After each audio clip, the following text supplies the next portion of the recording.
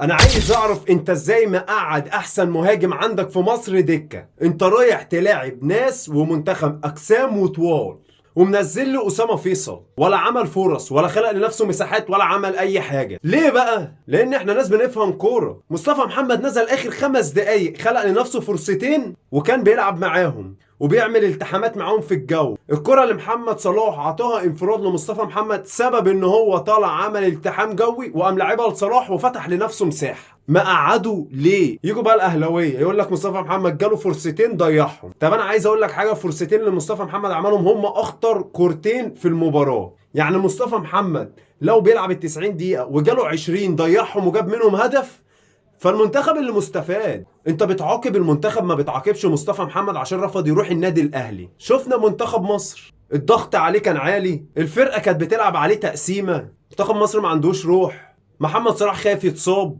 تريزيجيه يعني ربنا يعوض علينا في تريزيجيه القديم. انت عارف احنا هتبقى فضيحه لو وصلنا كاس عالم ولعبنا المنتخبات اللي احنا بنشوفهم. الماتش الجاي مصطفى محمد لازم يلعب 100%، ولو وصلت المهاجم الوحيد بتاعك هو مصطفى محمد، ما عندكش في مصر غيره.